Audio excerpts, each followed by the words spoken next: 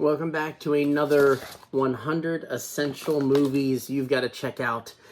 I am very happy with this week's movie. It is the 1959 Some Like It Hot, starring Marilyn Monroe as Sugar Cane, Tony Curtis as Joe and Josephine, and Jack Lemmon as Jerry and Daphne. Now, I'm not going to lie, I was really confused when I saw that the scratch-off was a lollipop, and could not for the life of me figure out how that played into the movie watching pretty much the first act. I was like, I don't see the connection to the lollipop. But once I figured out why it was a lollipop on the front, I think it will quickly become a staple in my vocabulary. This movie is based off of a 1935 French film called Fanfare of Love.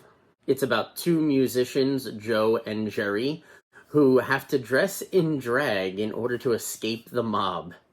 I mean, what else do you need to hear about a movie to make you want to watch it? As far as I'm concerned, this is a movie that everybody should check out.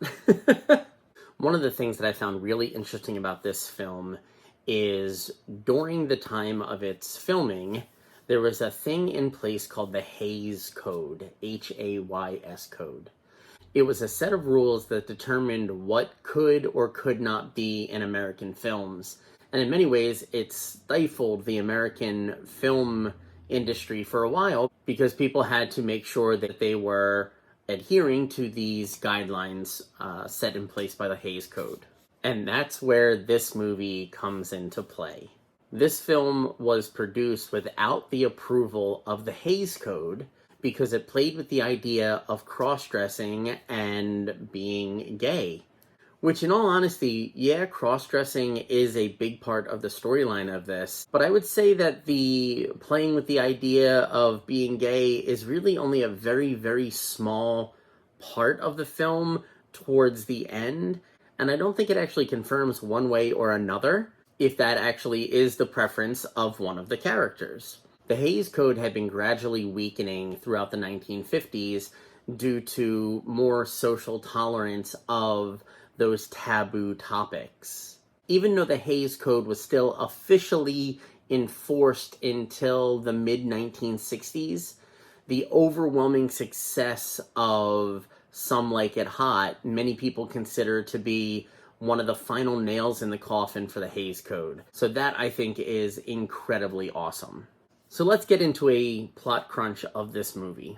Set in February of 1929, during the Prohibition era of Chicago, Joe and Jerry are two musicians working in a speakeasy owned by the mobster Spats Colombo. When his club is raided by the police for selling alcohol, Spats finds out that it was another mobster named Toothpick that ratted him out. And in a scene that was inspired by the St. Valentine's Day Massacre, Spats guns down Toothpick and his whole gang, not realizing that Jerry and Joe are witnesses to what just happened. The two musicians manage to make a break for it and flee the scene before having to deal with either the police or the mobsters. And as a way to avoid the cause and effect of what just happened, they devise a plan to dress as women and join an all-female music group to get away from Chicago. When they meet up with their new band, they both become very smitten with one of their new bandmates, played by Marilyn Monroe, named Sugar Cane, who is a ukulele player and vocalist. The musical group is on their way to Miami to perform at a fancy hotel as the resident band, when Joe decides that he should take on another identity to try to start a relationship with Sugar Cane, who does not know he is also Josephine. Joe is pretending to be a rich oil tycoon, and this is where Daphne gets wrapped up in Joe's crazy schemes. Daphne has caught the attention of Osgood Fielding III, an actual millionaire at the resort. Joe decides to help Daphne arrange these dates with Osgood that will leave Osgood's yacht open for dates with Sugar Cane. As if that does not sound like an already complicated situation, we find out that the hotel is the honorable host of a conference for the Friends of Italian Opera, which is the fake name given by the National Crime Syndicate of mobsters, who is having their yearly meeting. And I'll give you one guess as to whose crew shows up to this meeting. If your guess was Spats, you are absolutely correct. So now, on top of juggling cross-dressing and dating, our musically inclined friends are now trying to escape the mob yet again.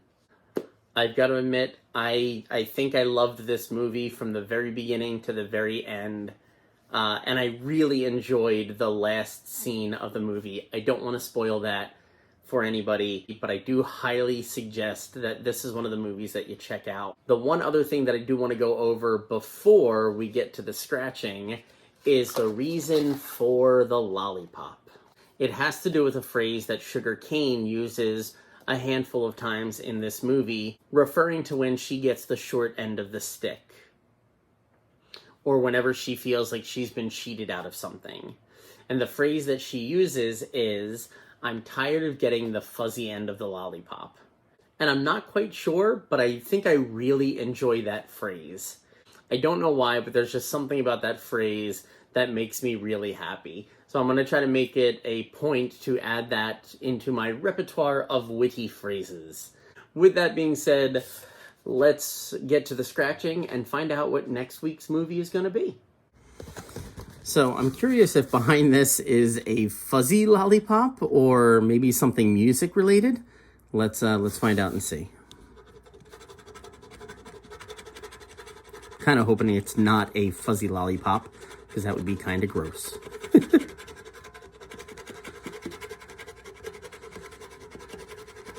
Oh, it looks like it might be Sugar Cane.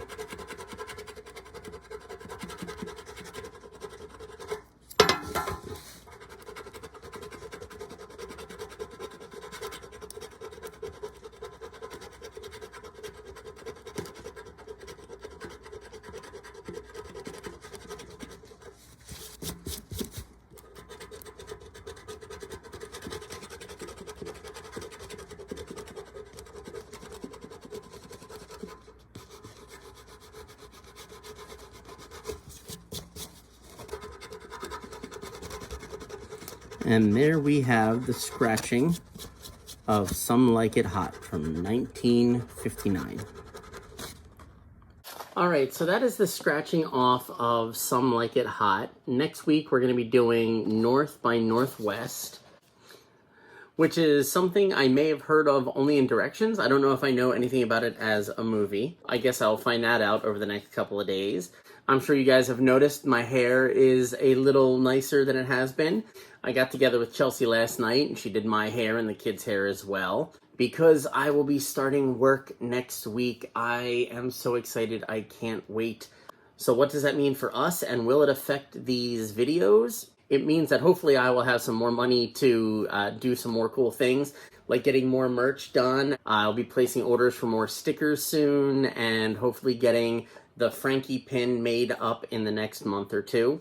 If you guys would like to check out any of the merch, you can find us on Spreadshirt at Lucky Duck Entertainment. I'll add a link down below.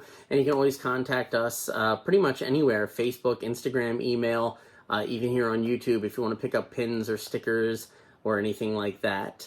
And of course, over on Patreon, not only do you get more behind the scenes and special exclusive stuff, but we have a My Monday movie review. So if you guys like the Tuesday and Thursday one, you can check out the Monday review, where I don't have to go by any poster guidelines. I just watch whatever I watch and share my thoughts with you guys. I'm even open to suggestions or movie dates. And I believe we're going to have a special guest, or at least a special movie line of Starship Troopers within the next couple of weeks. So I'm looking forward to that. And also for Pride Month in June, we are going to be giving away one of these awesome Everyone is Awesome Lego sets. I ordered it directly from Lego because they're going for like $100 on Amazon. And if you are a Patreon subscriber, you're going to be automatically entered into the drawing for the Everyone is Awesome Lego set. I want to take this time to thank everybody for watching this video, taking time out of your day and spending it with me, and that really does mean a lot to me. Don't forget to hit those buttons down below, maybe share this with some friends, and let's get everybody talking movies. Very big, special, I love you, thank you to my Patreon subscribers whose names are going to pop up in just a second. Mwah, you guys are the best. And keep an eye out for the details of the drawing for that Lego set. I'll be posting that within the next week or so. So until next time, I'll see you all Tuesday. I love you. Later days.